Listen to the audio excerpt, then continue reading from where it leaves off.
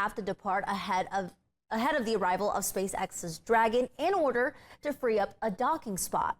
NASA will make their final decision by the end of the month. Back here in Texas, sky gazers have been treated with not one, but 3 rare major events in a matter of months. Yeah, and as our blessing Iwuchukwu shows us, there may be more before the year ends.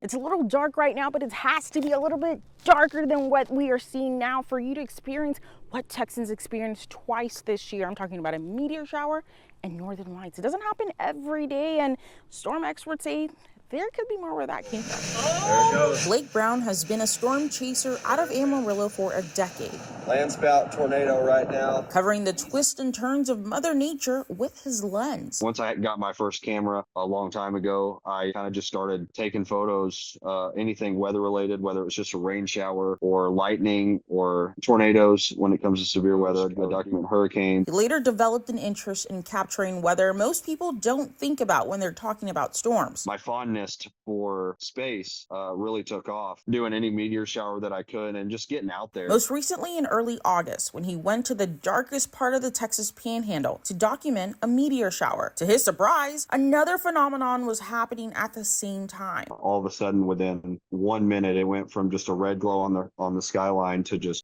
crazy light pillars in the aurora and the northern lights dancing across the sky. I never really thought growing up that I'd get to see the northern lights in Texas. You know, I always thought I had to go to like Canada or Iceland. He captured the moment twice this year, in August and back in May when it was most intense. For Texas to see the aurora, first of all, it's pretty rare. The reason we're having so much activity and these auroral chances have come up, especially in early May with the top end of our scale, that G5 storm that we had, was because we're in solar cycle 25 and we're nearing the maximum. Sean Dahl is with the Space Weather Prediction Center, also known as SWPC. It's part of the Weather Service. The images Brown captured are stunning, but this space weather event can take a toll on several industries, like the North American Power Grid, ERCOT here in Texas, aviation, and NASA. We get the G4, we're talking to FEMA in case this gets worse and there's some kind of catastrophic collapse in our society's technology.